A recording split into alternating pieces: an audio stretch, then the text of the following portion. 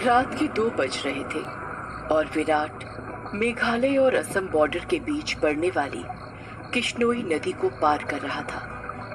दूर दूर तक अंधेरा छाया हुआ था। एक गहरे सन्नाटे ने किश्नोई नदी को घेर कर रखा हुआ था और उसी नदी के ऊपर काले बादल मंडरा रहे थे, जिन्हें देखकर ऐसा लग रहा था कि किसी भी पल वो बरसने वाले हैं। नदी में घुटनों तक पानी था जो धीमी रफ्तार के साथ बहे जा रहा था। विराट के एक हाथ में मोबाइल का टॉर्च था तो दूसरे हाथ में साइकिल का हैंडल। विराट पैदल पैदल मोबाइल के टॉर्च की रोशनी के सहारे नदी पार कर ही रहा था कि तभी उसका मोबाइल बजने लग जाता है। विराट फोन उठाते हुए कहता है, हाँ वन्ना बोलो। मोबाइल के अंदर से एक औरत की आवाज सुनाई देती है। कहाँ तक पहुंचे आप जी? किश्नोई नदी तक पहुंच गया हूँ वन्ना, बस ये किश्नोई नदी पार की और फिर मैं सीधे तुम्हारे पास। वन्ना की घबराते हुए आवाज सुनाई देती है। क्या क्या कहा? किश्नोई नदी पार कर रहे हो आप? और नहीं तो क्या, अब तुम्हें तो पता ही है कि बंगला मुडा गांव से रोगंगा मुचा गांव जाने का एकमात्र यही रास्ता है और वो भी नदी पार करके जाना पड़ता है। आपको इतनी रात में वापस नहीं आना चाहिए था, ग्रेवयार्ड कोठी में ही रुक जाना चाहिए था। आपको पता है ना नदी के पास वो घूमती है। विराट हैरानी के साथ पूछता है, वो घूमती है मतलब? आपको सब पता है पर फिर भी आप जानबूझकर ऐसा बोल रहे हैं ना? माँ जी ने बताया था ना कि नदी पार करते वक्त उसका नाम नहीं लेना चाहिए वरना वो सच में आ जाती है। वंदना, तुम भी ना कहाँ माँ की बातों में आ गई।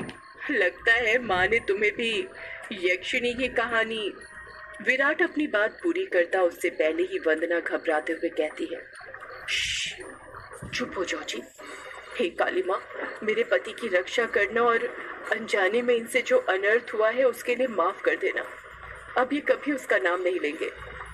विराट हंसते हुए कहता है, क्या वंदना, तुम भी ना, ये यक्षिणी वक्षिणी कुछ नहीं होती, समझी तुम? ये सब बस मनगढ़ंत बातें हैं जो गांव वालों ने बनाई है और कुछ नहीं। आप नहीं मानते तो मत मानिए, पर मैं तो मानती हूँ। आप ना जल्दी से आ जाइए बस। हाँ वन्ना, आ रहा हूँ, बस ये नदी तो पार कर लूँ पहले। अच्छा मैं रखती हूँ। अरे ऐसे कैसे? तुम्हें नहीं लगता तुम कुछ भूल रही हो? मैं भूल रही हूँ? क्या भूल रही हूँ? यक्षिणी के बारे में याद रख सकती हो, लेकिन ये याद नहीं रख सकती कि आज हमारी शादी की सालगिरह है। गलती हो गई जी, माफ कीजिएगा। आपकी फिक्र में तो मैं भूल ही गई थी। विराट मुंह बनाते हुए कहता है, अब भूल गई थी तो उसकी सजा तो मिलेगी तुम्हें। सजा के लिए तैयार रहना। वरना प्यार से पूछती है, अच्छा तो क्या सजा देंगे आप? तुम्हारी सजा ये है कि तुम्हें तुम्हें आज रात भर जागना पड़ेगा। वरना शर्मा जाती है और शर्माते हुए कहती है, आप भी ना कैसी कैसी बातें करते हैं आप। अरे अपनी पत्नी से ऐसी बातें नहीं करूंगा तो किससे करूंगा? ठीक है, आ जाइए, मैं इंतजार कर रही हूँ आपका, जल्दी आना। वरना फोन कट कर देती है और विराट वापस से नदी पार करने लग जाता है।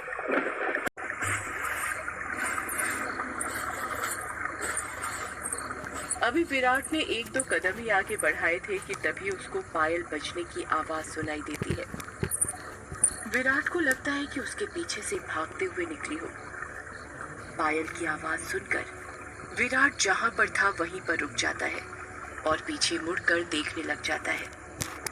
जब वो पीछे मुड़ता है तो सिवाय अंधेरे के उसे कुछ दिखाई नहीं देता। उसके पीछे कोई नहीं था। ये वंदना भी ना यक्षिणी का नाम लेकर मेरे मन में उसका वहम डाल दिया और वही वहम डरा रहा है अब मुझे। और वैसे भी मैं तो खुद यक्षिणी से मिलना चाहता हूँ। बड़े चर्चे सुने हैं उसके, सुना है बड़ी खूबसूरत है। इतना कहकर विराट वापस से आगे बढ़ने लग जाता है। विराट मुश्किल से अभी 1-2 कदम चला ही था कि तभी उसे नदी के किनारे पर एक काला साया दिखाई देने लग जाता है।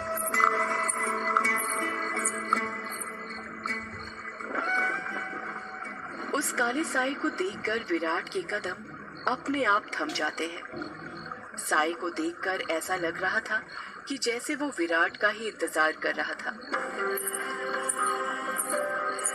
काले साए के पास से पायल के बजने की आवाज और चमेली के फूल की खुशबू आ रही थी। विराट के हाथ पैर कपकपाने लग गए थे। विराट डरते हुए कहता है, "ओह, कहीं कहीं वंदना की बात सच तो नहीं थी? ये यक्षिणी तो नहीं?" विराट उस साए को देखकर इतना डर गया था कि उसका पूरा चेहरा पसीने से लथपथ हो गया था। विराट के हाथ पैर ठंडे पड़ गए थे। उसका दिल जोरों से धड़कने लग गया था। उसकी समझ में नहीं आ रहा था कि वो क्या करे।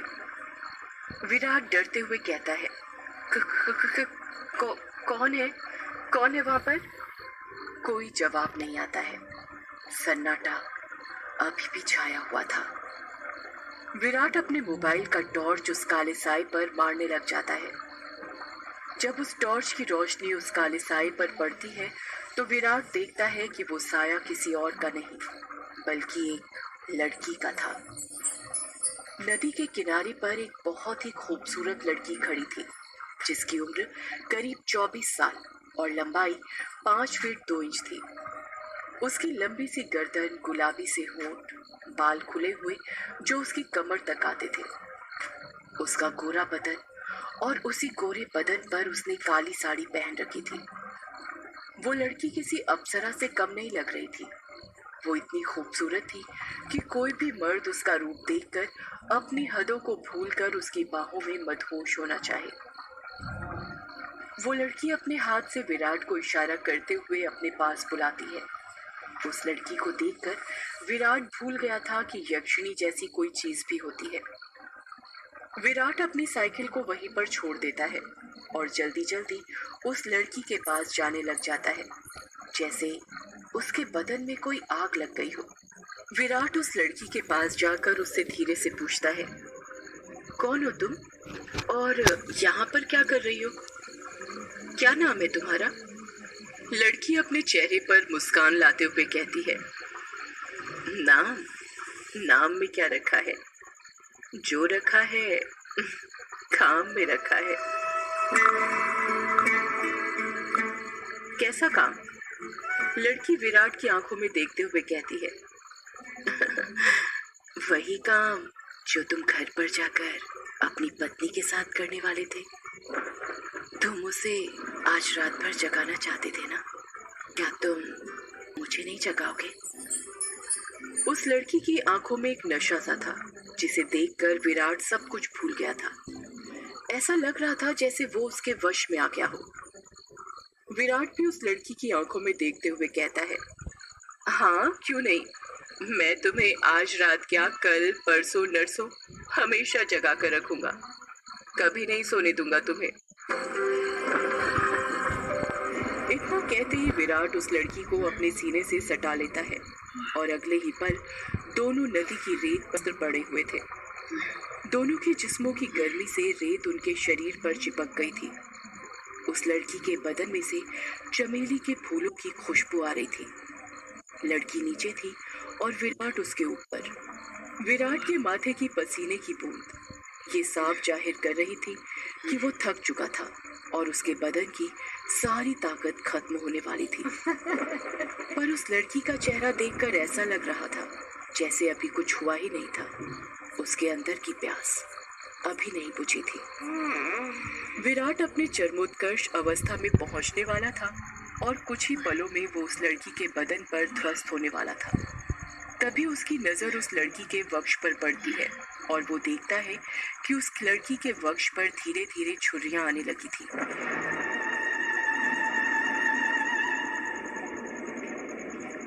उसके हाथ पैरों की नसें बाहर निकलने लगी थी। उसके बाल काले से सफेद होने लगे थे। देखते ही देखते वो लड़की अचानक से बूढ़ी औरत में तब्दील हो जाती है। ये सब देखकर विराट की आंखें फटी की फटी रह गई थी। उसका गर्म बदन अचानक से ठंडा पड़ गया था। विराट कांपते हुए कहता है, कौन हो तुम? वो लड़की धीरे से कहती है, मैं यक्षिनी, तेरी मौत। ये सुनकर विराट के रोंगटे खड़े हो जाते हैं और वो झट से उससे दूर हटने लगता है। पर उसी वक्त यक्षिनी उसे अपने दोनों हाथों से पकड़ लेती है और कहती है, अभी कहाँ जा रहे हो प्रियतम? मेरी प्यास अभी बुझी नहीं है। तुम तो मुझे कल, परसों, नरसों हमेशा तक जगाना चाहते थे ना? क्या हुआ, थक गए या डर गए मेरा असली रूप देखकर? विराट उसका खौफनाक चेहरा देखकर इतना डर गया था कि कुछ नहीं बोल पा रहा था। उसको यक्षिनी की आंखों में खुद की मौत नजर आ रही थी। यक्षिनी गुस्से में कहती है, वासना की प्यास में तू ये भूल गया कमीने कि तेरी पत्नी वंदना तेरा घर पर इंतजार कर रही है और तू यहाँ पर मेरे साथ?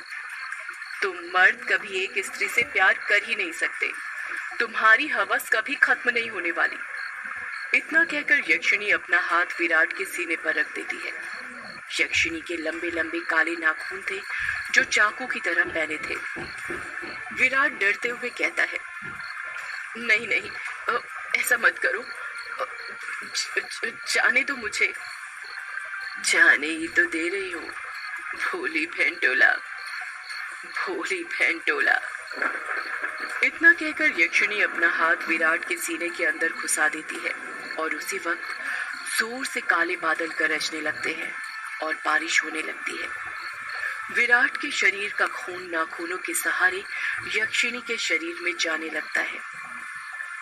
जैसे जैसे खून यक्षिनी के शरीर के अंदर जा रहा था, वो वापस से जवान होती जा रही थी। यक्षिनी वापस से अपने पुराने रूप में आ गई थी और विराट का शरीर सूखकर सफेद पड़ गया था।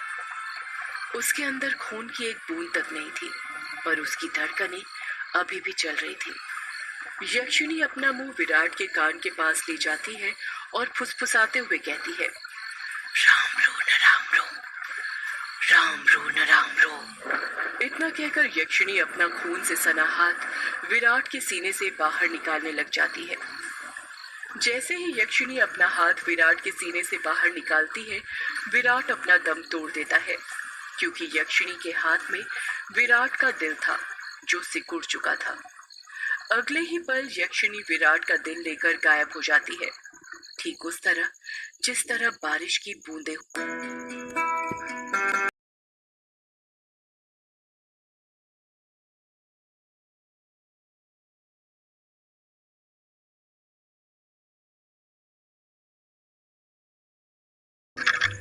टाइपराइटर के बटन दबने की आवाज सुनाई दे रही थी। एक आदमी जो कि कोट पैंट पहना हुआ था, एक बंद कमरे में सफेद टाइपराइटर के ऊपर कहानी टाइप कर रहा था। उस आदमी ने बड़ा सा गोल चश्मा पहना हुआ था। कमरे के अंदर चारों तरफ बुक सेल्फ रखी हुई थी, जिनमें करीब 1000 से भी ज्यादा किताबें जमी हुई थी। टेबल के ऊपर ही एक एशट्रे थी, जिसमें कुछ आधी जली तो कुछ पूरी जली सिगरेट और ऐश रखी हुई थी। लेखक खुद से कहता है, चलो ये भाग तो पूरा हुआ। अब दूसरे भाग में वंदना अपने पति की मौत का बदला लेगी, साथ में यक्षिनी के अभिशाप का पता लगाएगी और उसे इस अभिशाप से मुक्ति दिलाएगी। रीडर्स को बहुत दुख होगा विराट की मौत से, पर क्या करें, मौतें होंगी तभी तो हॉरर कहानी आगे बढ़ेगी। इतना कहकर लेखक एक सिगरेट जलाता है और उसके कश खींचते हुए अपने मोबाइल से किसी को फोन करने लग जाता है। फोन के अंदर से उबासी लेते हुए आवाज सुनाई देती है, हेलो कौन? हेलो जगदीश, वो मैं बोल रहा था कि कहानी तैयार हो गई है। अच्छा सर, आप हैं? क्या कहा? अपनी कहानी तैयार हो गई? ये तो बहुत अच्छी बात है सर, पर बुरा मत मानिएगा सर, ये बात आप मुझे सुबह भी बता सकते थे। इतनी रात में कॉल करने की क्या जरूरत थी? लेखक सिगरेट का कश खींचते हुए कहता है, क्या कहा? इतनी रात में? आखिर अभी वक्त ही क्या हुआ है? बस लेखक ने इतना ही कहा था कि तभी उसकी नजर उसके हाथ की पुरानी सी वॉच पर पड़ती है और वो देखता है कि रात के 3:05 हो रहे थे। लेखक अपनी गलती महसूस करते हुए कहता है, अरे 3 बज गए, इतनी रात हो गई, मुझे तो पता ही नहीं चला, मुझे तो लगा अभी 9-10 बज रहे होंगे। कोई बात नहीं सर, मैं समझ सकता हूँ, आप इतनी लगन के साथ कहानी लिखते हैं कि आपको वक्त का एहसास ही नहीं होता। हाँ ये तो है, देखना जब ये किताब आएगी तो लोगों के रोंगटे खड़े हो जाएंगे। रात रात भर जाग कर ये कहानी लिखी है मैंने। वो तो होनी ही है सर, आखिर आपकी कहानी में जान होती है, इतनी जान कि सोए हुए मुर्दों को भी जगा दे और उनको भी कहानी सुनने के लिए मजबूर कर दे। वैसे अभी जो कहानी आपने लिखी उसका नाम क्या है? इस कहानी का नाम है यक्षिणी, एक डायन। मोबाइल के अंदर से हैरानी के साथ आवाज सुनाई देती है। क्या कहा सर? यक्षिणी? हाँ यक्षिणी, क्या हुआ, तुम इतने शॉक क्यों हो रहे हो? सर मैंने सुना है ये जो यक्षिणी है ये आपके गांव के पास जो किश्नोई नदी है वहां पर घुमा करती है और मर्दों के साथ वो सब, यानी वही सब करके उन्हें मार देती है। हाँ तो सर आपको डर नहीं लगता जिस गांव में यक्षिणी घूमती है वहीं पर रहकर उसके बारे में कहानी लिखकर अगर यक्षिणी ने आपको कुछ कर दिया तो? जगदीश, यक्षिणी इतनी बुरी नहीं होती जितना गांव के लोग और तुम सब समझते हो। मतलब ये कि यक्षिणियां बहुत अच्छी होती हैं, इतनी अच्छी कि दूसरों की खुशी के लिए अपना सब कुछ कुर्बान करने के लिए तैयार हो जाएं। पर कभी कभी जिंदगी में कुछ ऐसी घटना घटती है कि आपकी पूरी जिंदगी बदल जाती है। कैसी घटना सर? मैं कुछ समझा नहीं।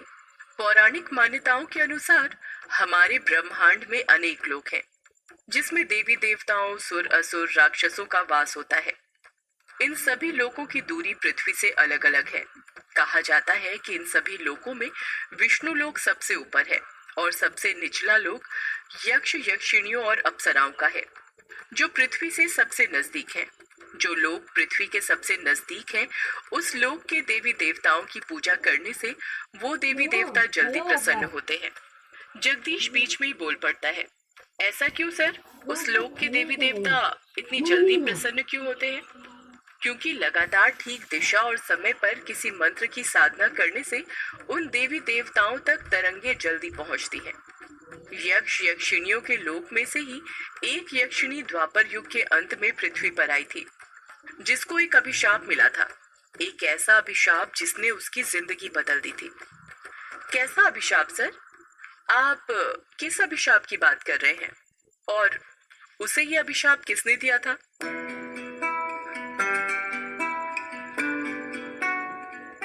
एक दूसरे लोक से पृथ्वी पर आई यक्षिणी को एक अभिशाप मिला था।